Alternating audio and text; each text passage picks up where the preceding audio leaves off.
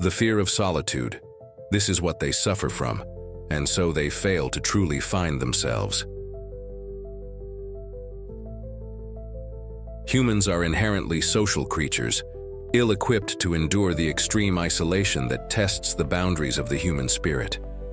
When we are left alone for too long, our mental faculties can erode, driving us toward madness and despair.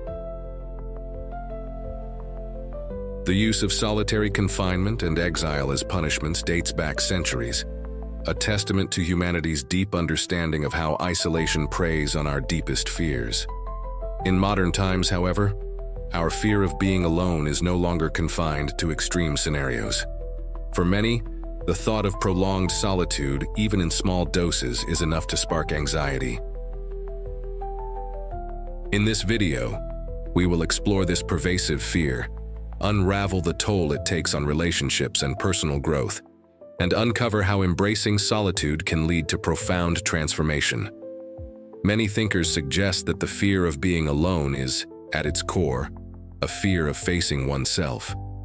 In the hustle and bustle of daily life, occupied by work, social obligations, and distractions, our social self takes center stage, allowing us to push unsettling thoughts and emotions to the margins of consciousness.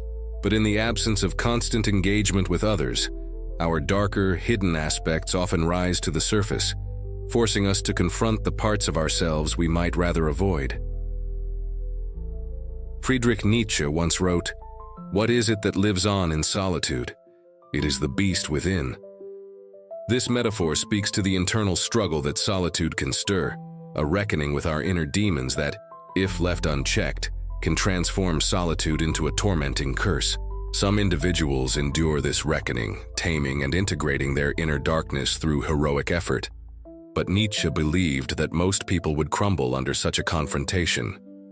For this reason, he advised against solitude for the majority. The natural instinct for those overwhelmed by the weight of isolation is to cling to others, seeking constant companionship to fill the void. One man runs to his neighbor to seek himself, and another runs to lose himself, wrote Nietzsche. Your bad love of yourselves makes solitude a prison for you. But those who lose themselves in others inevitably end up as diminished versions of who they could have become.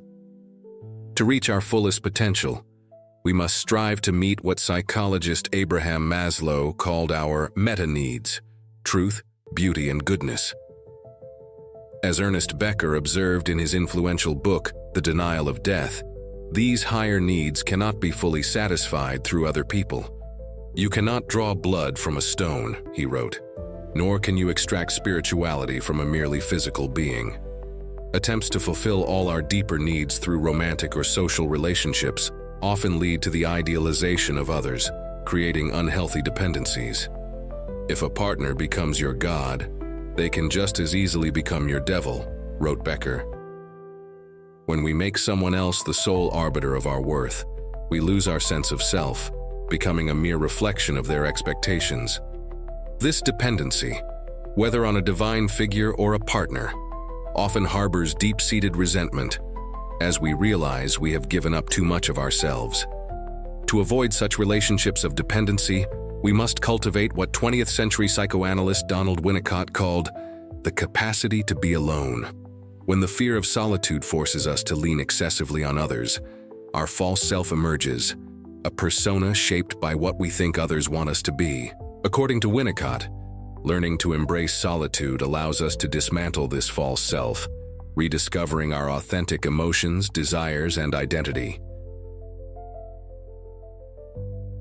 In today's world, many overlook the transformative power of solitude. Instead, people unconsciously adhere to the principles of object relations theory, which posits that personal growth occurs solely through interpersonal relationships.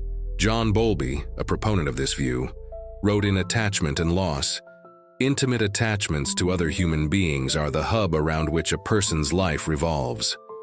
While there is some truth to this, taking such ideas to the extreme ignores the fact that personal meaning can also arise from solitary endeavors. As psychiatrist Anthony Storr argued in his book, Solitude, a return to the self. It is through creative work, often pursued in solitude, that we impose order on the chaos of the mind.